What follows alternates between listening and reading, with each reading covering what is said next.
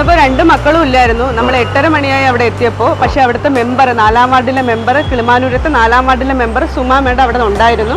SI പറഞ്ഞതനുസരിച്ചാണ് നമ്മൾ ആ റൂമിൽ കയറ്റിയിട്ട് മാമനവിടെ കിടത്തിയത്. 90 വയസ്സെന്നൊക്കെ പറയുമ്പോൾ കുട്ടികളുടെ സ്വഭാവമാണ്. എന്താ പറയുക, ഒരുപാട് നിർബന്ധ ബുദ്ധി ഉണ്ടായിരിക്കും, പെട്ടെന്ന് കരയും, പെട്ടെന്ന് ദേഷ്യപ്പെടും. അതൊക്കെ മനസ്സിലാക്കി പെരുമാറേണ്ടത് മക്കളുടെ കടമയാണ്. നമസ്കാരം, ഞങ്ങൾ കച്ചേരിനട കച്ചേരിനട ATM, ഇന്ത്യൻ ബാങ്കിൻ്റെ ATM മുമ്പിലാണ് നിൽക്കുന്നത്. ഇവിടെ 2 വാർത്തകളായിരുന്നു. അതായത് ഒരു വൃദ്ധൻ 5 ദിവസമായി ഇവിടെ വന്ന് കിടന്ന് മലമൂത്ര വിസർജനം നടത്തി ആഹാരം കഴുകി കിടന്ന അവസാനം ഞങ്ങളുടെ നിരന്തരമായ ഇടപെടലും മെമ്പറെ കൗൺസിലർ സഹായം കൊണ്ട് അദ്ദേഹത്തെ നമ്മളൊരു ആംബുലൻസൊക്കെ വിളിച്ച് വീട്ടിലെത്തിച്ചു. കിളിമാനൂർ ഉൾപ്രദേശത്താണ് വീട്. പക്ഷേ അവിടെ ചെന്നപ്പോൾ ഈ 2 മക്കളും, അദ്ദേഹത്തിൻ്റെ 2 മക്കളും മുങ്ങി എന്നുള്ള രസകരമായ സംഭവമാണ് കൗൺസിലെല്ലാം കാണാൻ കഴിയുന്നത്. കൗൺസിലർ നമ്മളിപ്പോൾ ചേരുകയാണ്. കൗൺസിലർ തന്നെ പറയട്ടെ, അന്ന് നമ്മൾ ഒരുപാട് പേരെ അവരെ വിളിച്ചു, അവർ വന്നില്ല. അവസാനം ആംബുലൻസ് വിളിച്ച് കൊണ്ടുപോയി. അവിടെ ചെന്നപ്പോൾ അവസ്ഥ എന്താണ്? അവിടെ ചെന്നപ്പോൾ 2 മക്കളും ഇല്ലായിരുന്നു. നമ്മൾ 8:30 മണിയായി അവിടെ എത്തിയപ്പോൾ. പക്ഷേ അവിടുത്തെ മെമ്പർ, 4-ാം വാർഡിലെ മെമ്പർ, കിളിമാനൂരത്തെ 4-ാം വാർഡിലെ മെമ്പർ സുമാ മേഡം അവിടെ ഉണ്ടായിരുന്നു. അവർ നമ്മൾ ചെല്ലുന്ന വരെ വെയിറ്റ് ചെയ്തു, ഇങ്ങനെ വിളിച്ചുകൊണ്ടേയിരുന്നു. 2 മക്കൾ അവർ ചെല്ലുന്നു, ആംബുലൻസ് കൊണ്ടുവന്നെന്ന് അറിഞ്ഞപ്പോൾ 2 മക്കൾ ഓടുന്ന് പൊക്കളഞ്ഞു.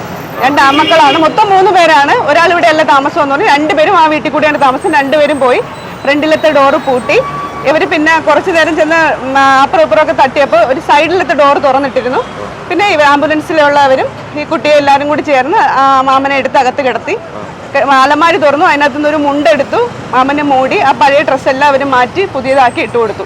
ഇപ്പൊ അവർ പറയുന്നത് അതെനിക്കറിയില്ല. എന്റെ പേര് കേസല്ല, എന്റെ പേരിൽ അവിടുത്തെ മെമ്പറിന്റെ പേര് കേസ് കൊടുക്കുമെന്നാണ് അവർ പറഞ്ഞേക്കുന്നത്. പക്ഷെ മെമ്പർ ചെന്ന് നോക്കി പുള്ളിക്കാരന്റെ ഫുഡും രാവിലെ ചായ എല്ലാം മെമ്പർ കൊണ്ടുവന്ന് കൊടുക്കുന്നുണ്ട്. ഇപ്പം പുള്ളിക്കാരന് ഒരു കുഴപ്പമില്ല. പോലീസും വന്നായിരുന്നു. നമ്മൾ ചെല്ലുന്നതിന് ഇവിടെ നിന്ന് ഇൻഫോം ചെയ്തായിരുന്നു. നമ്മൾ പോലീസും കൂടെ ചേർന്നാണ് ആംബുലൻസ് കയറ്റി വിട്ടത്. അവിടെ ചെന്നപ്പോഴത്തേക്കും അവിടുത്തെ കിളിമാനൂർ പോലീസ് സ്റ്റേഷനിൽ നിന്ന് പോലീസ് ജീപ്പിൽ അവിടെ വന്ന് നോക്കിയതിന് ശേഷം ആണ് പോയത്. നമ്മൾ അതിനുശേഷം അവിടെ എത്തി. സുമാ മാഡം അപ്പോഴത്തേന് SI വിളിച്ച് കാര്യം പറഞ്ഞു. അപ്പം SI പറഞ്ഞതനുസരിച്ചാണ് നമ്മൾ ആ റൂമിൽ കയറ്റിയിട്ട് മാമനവിടെ കിടത്തിയത്. ലൈറ്റും കാര്യങ്ങളെല്ലാം ഉണ്ടായിരുന്നു.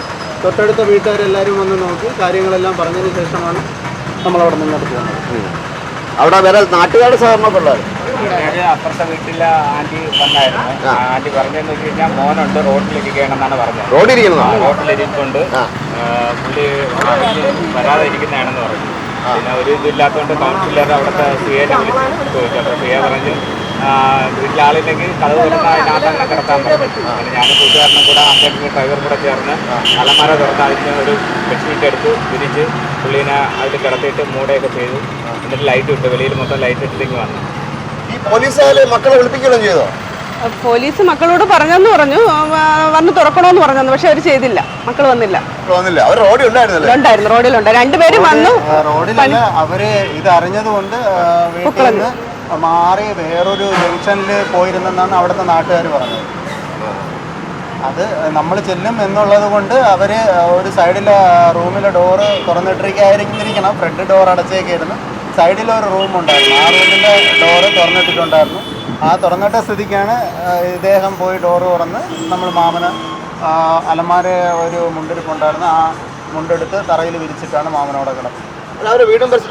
ജീവിക്കാനുള്ള ചുറ്റുപാട് നല്ല വീട്, നല്ല ഒരു ഓടിട്ട വീടാണ്. വലിയ വീടാണ്. തൊട്ട് താഴെ രണ്ടാമത്തെ മകനും വീടുണ്ടെന്നാണ് പറയുന്നത്. പിന്നെ ഒരു ഇളയ മകൻ കല്യാണം കഴിച്ചിട്ടില്ല. ഇവർ 2 പേരും കല്യാണം കഴിച്ചിട്ടുണ്ടെന്നാണ് പറഞ്ഞത്.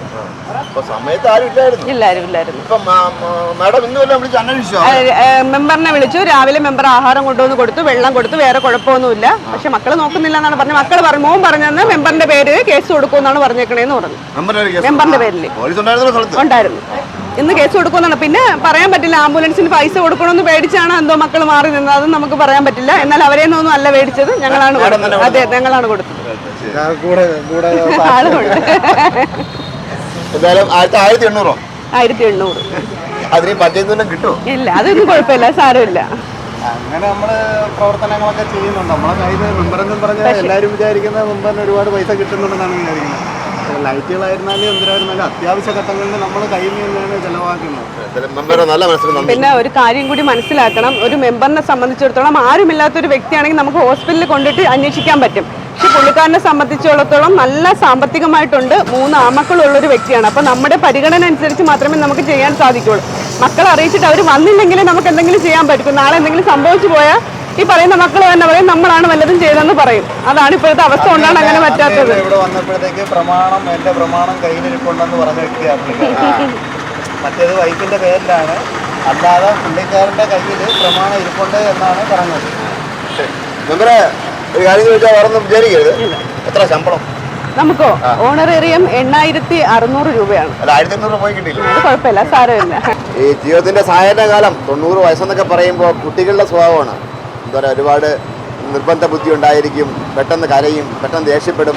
അതൊക്കെ മനസ്സിലാക്കി പെരുമാറേണ്ടത് മക്കളുടെ കടമയാണ്. കാരണം വയസ്സാവും തോറും കുട്ടിയായിക്കൊണ്ടിരിക്കുകയാണ്. ഇന്നലെ ഇത്രയും നാട്ടുകാരും മെമ്പറും കൗൺസിലറൊക്കെ കാശ് മുടക്കി അവിടെ കൊണ്ടാക്കിയിട്ട് ആ മക്കളെ ഇതുവരെ തിരിഞ്ഞു നോക്കിയില്ലെന്ന് അറിയാൻ കഴിയുന്നത് കലികാലമെന്നല്ല എന്ത് പറയാൻ. മക്കളെ മനസ്സ് മാറട്ടെ എന്ന് ആഗ്രഹിക്കുന്നു. ക്യാമറമാൻ അനീഷ് മംഗലാപുരത്തിനൊപ്പം ശ്രീകുമാരാർ സൈനിങ് ഓഫ്.